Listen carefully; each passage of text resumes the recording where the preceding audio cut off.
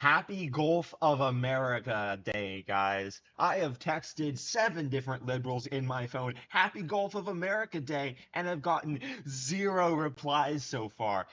The best part is, though, they can't even pretend as though we're unpopular because we beat them so enormously. It's a beautiful, beautiful time to be alive. But what's not so beautiful is this right here.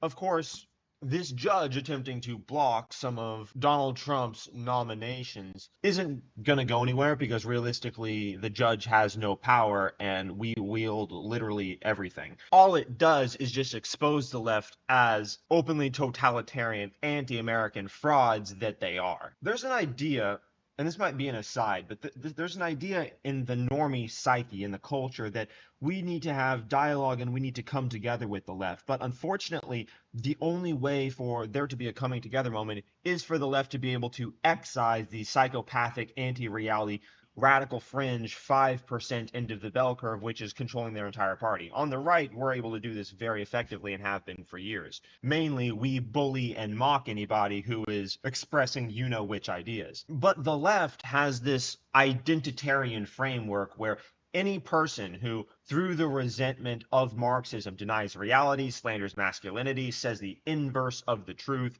demonizes any person that isn't a part of the cult, is automatically brought into their fold because their fold doesn't account for logic or reason or merit whatsoever. And that's the reason why you get things like this. In an egregious and unconstitutional assault on executive authority, Judge Paul Engelmayer, who looks like this, by the way, balding, yep, has unilaterally forbidden all of Trump's political appointees, including Treasury Secretary Scott Bessent, from accessing Treasury Department data. So this is not going to go anywhere. You can think of this as sort of the last flailing of a fish when it's caught on the boat and has no hope of getting back in the water, but is still flailing around. There's no legal precedent for this at all, literally none. The judge didn't even cite any law or any case references.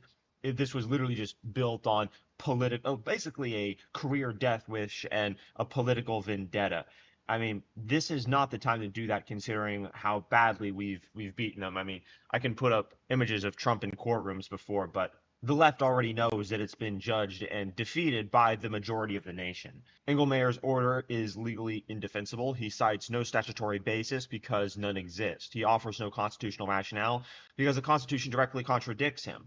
So not only does he not reference the law says the opposite of what he's trying to do here. What this is doing is that it's admitting that the deep state, the bureaucracy, is a left-wing held stronghold. Not a right-wing held stronghold, a left-wing held stronghold. Because what this does is it transfers authority from the duly elected representatives of democracy, who were elected by tremendous margins, every swing state and 7 or 8 million popular votes, and instead puts it in the hands of unelected people, people like Fauci, people who have no faces and no names because no one knows who they are. That's how the left likes to operate, though, because they need to be above accountability, beyond the reach of the prying eyes, as they would see it, but really just the accountability of people using logic, truth, and rationality to say, what are you doing here? Is it in my interest? The left doesn't believe in any of these mechanisms that we employ to build civilization, from masculinity to accountability to logic to morality. They don't accept even the concept of the individual or that the world is objective.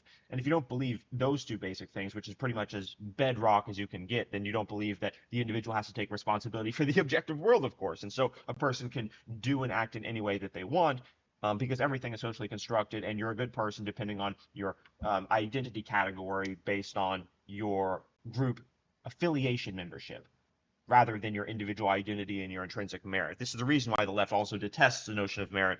But that's exactly where this decision is coming from this judge, and it's going to be completely bulldozed because, look, let me put it this way. When Trump wasn't in office and did not hold the power of the most powerful person in the world, he beat these people.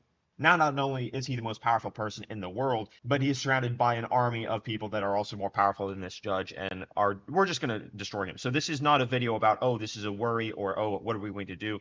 This is a video about exposing the way the left likes to operate. Again, the image of a fish flopping on the interior of a boat after it was caught. The left has been judged brutally for their incompetence and intellectual unseriousness. The Supreme Court will, over turn this. I'm sure they're going to intervene. And this person's right. It is a coup. This is a coup by the left, but remember, they don't view it as a coup because they believe themselves to still be better than you. They believe themselves to be above the truth. This is the reason why it's important to speak truth to these tyrants who psychopathically believe themselves to be better than you, while in fact being worse in every measurable, conceivable category of existence. Reminder that today is Gulf of America Day. Be sure to wish a liberal happy Gulf of America Day. Text them, call them. I appreciate all of you. Subscribe to the channel, become a member and support what I'm doing here, and follow me on X. I'll see you in the next video.